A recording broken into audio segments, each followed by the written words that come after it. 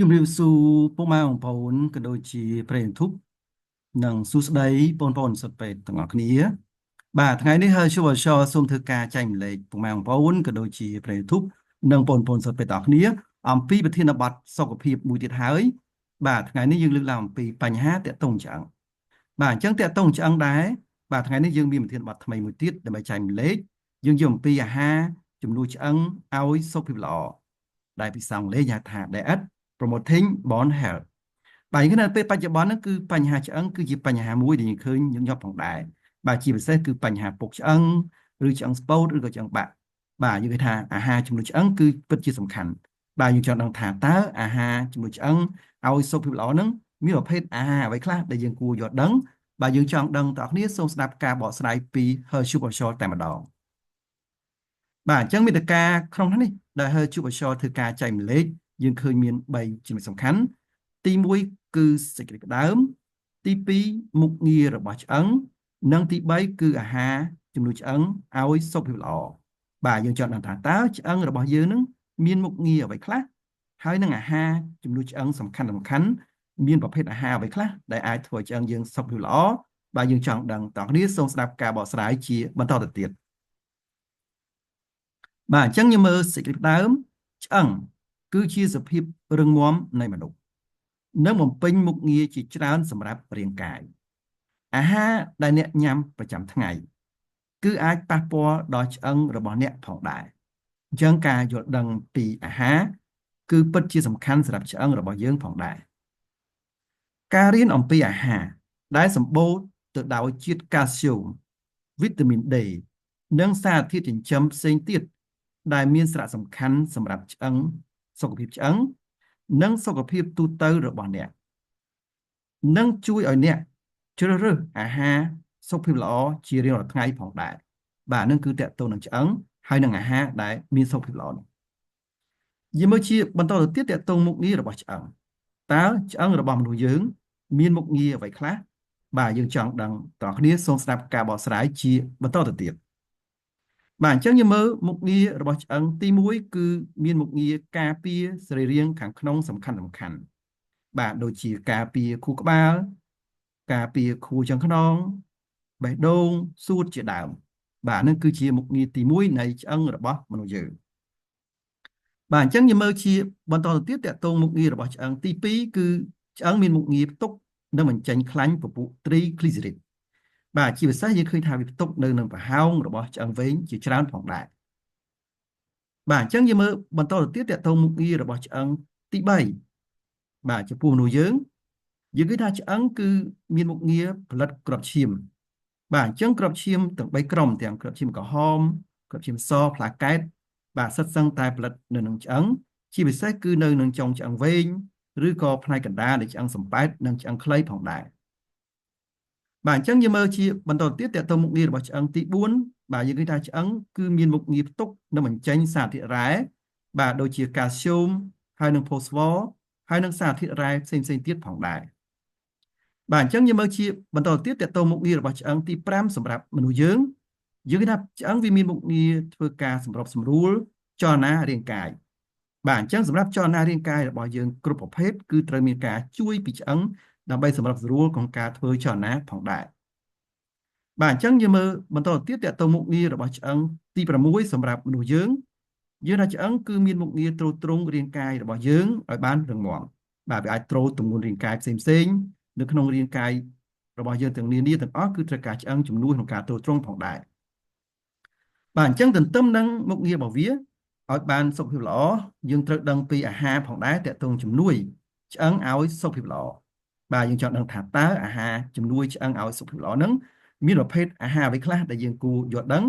បាទយើងចង់ដឹងតើអ្នកសូមស្ដាប់ការបកស្រាយជាបន្តទៅទៀតបាទអញ្ចឹងយើងមើលអាហារជំនួយឆ្អឹងឲ្យសុខភាពល្អទី1គឺផលិតផលទៅដោះគោបាទអញ្ចឹងផលិតផលទៅដោះគោ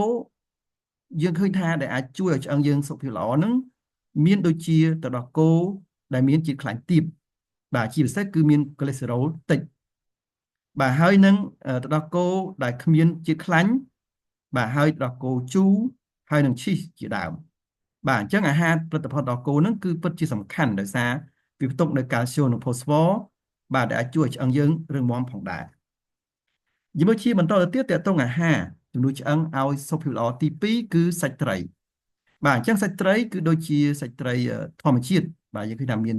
ខ្លាញ់វានោះដែលមានជាតិអូមេហ្គា3បាទវាអាចជួយដល់ឆ្អឹងយើងហើយដូចជាត្រីសាឌីនត្រីសាម៉ុននិងត្រីធម្មជាតិផ្សេងៗទៀតផងដែរបាទអញ្ចឹងយើងមើលជាបន្តទៅទៀតតកតងអាហារជំនួយឆ្អឹងសុខភាពល្អទី3គឺបន្លែបាទអញ្ចឹងបន្លែបៃតងគ្រប់ប្រភេទបាទដូចជាប្រូកូលីស្ពៃក្តោបប៉េងប៉ោះដំឡូងបាទសុទ្ធសឹងតែជាអាហារដែលជួយឲ្យឆ្អឹងយើងរឹងមាំនិងមានសុខភាពល្អផងដែរបាទអញ្ចឹងយើងមើលជាបន្តទៅទៀតតកតងអាហារជំនួយឆ្អឹងឲ្យសុខភាពល្អទី4គឺផ្លែឈើបាទអញ្ចឹងផ្លែឈើគ្រប់ប្រភេទយើងឃើញថាវាសុទ្ធតែជួយឆ្អឹងយើងដែរបាទដូចជាផ្លែល្ហុងបាទផ្លែក្រូចផ្លែទំពាំងបាយជូរហើយនិងផ្លែឈើផ្សេងៗទៀតដែលមានជាតិផ្អែមតិចបាទសុទ្ធសឹងតែជួយឆ្អឹងយើងឲ្យមានសុខភាពល្អផងដែរបាទអញ្ចឹងយើងមើលជាបន្តទៅទៀតតកតងអាហារជំនួយឆ្អឹងឲ្យសុខភាពល្អទី5គឺអាហារជួយពង្រឹងមុខងារឆ្អឹងបាទអញ្ចឹងអាហារដែលជួយពង្រឹងមុខងារឆ្អឹងនោះគឺមានដូចជាទឹកផ្លែឈើស្រស់គ្រប់ប្រភេទដូចជាទឹកការ៉ុតឬក៏ទឹកផ្លែបឺបាទគ្រាប់ធញ្ញជាតិគ្រប់ប្រភេទទឹកសណ្តែកជាដើមបាទអាហារទាំងអស់ហ្នឹងវាសុទ្ធសឹងតែវាជួយឲ្យឆ្អឹងយើងមានសុខភាពល្អផងដែរ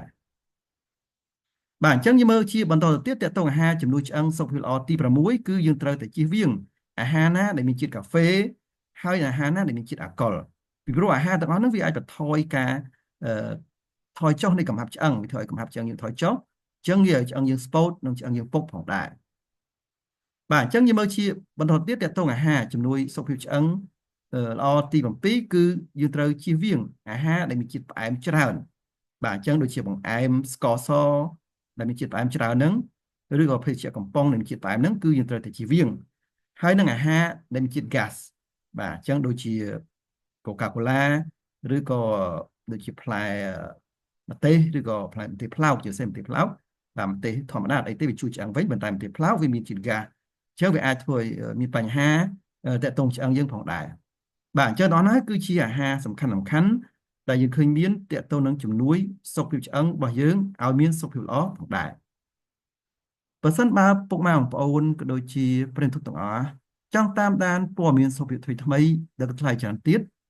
អាចចូលរួមជាមួយនឹង Channel Telegram យើងខ្ញុំបានគឺ Health Telegram Official បាទអាចធ្វើការ scan QR code ទៅដើម្បីចូលទៅក្នុង Channel យើងខ្ញុំបាទចុច Subscribe ឬក៏ Join ដើម្បីតាមដានព័ត៌មានសុខភាពថ្មីៗដែលថ្លៃច្រើនទៀតផងដែរបើសិនបើពុកម៉ែបងប្អូនក៏ដូចជាប្រិយមិត្តទាំងអស់មានបញ្ហាសុខភាពជាពិសេសគឺជំងឺតាក់ទងផ្ដាំលាហាជំងឺតាក់ទងផ្ដាំទឹកមាត់ឬក៏ជំងឺតាក់ទងផ្ដាំបន្តពូជ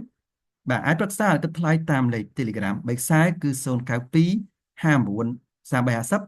088 3132 225ហើយនិង016 58 57 64ផងដែរបើសិនបើពុកម៉ែបងប្អូនក៏ដូចជាប្រិយមិត្តទាំងអស់ចង់ទទួលបាននៅវីដេអូអប់រំសុខភាពថ្មីៗបន្ថែមទៀតក៏ដូចជាវីដេអូព័ត៌មានសុខភាពថ្មីនិងវីដេអូនៃការរៀនពេទ្យរបស់សិស្សពេទ្យជាច្រើនជាពិសេសគឺពាក្យបច្ចេកទេសពេទ្យតែម្ដង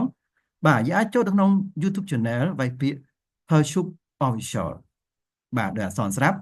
បាទចុច search បាទស្វែងរកទៅបាទពេលហ្នឹងឃើញ logo របស់យើងខ្ញុំអាចចូលទៅក្នុង Channel ចុចពាក្យ Subscribe និងយល់កណ្ដឹង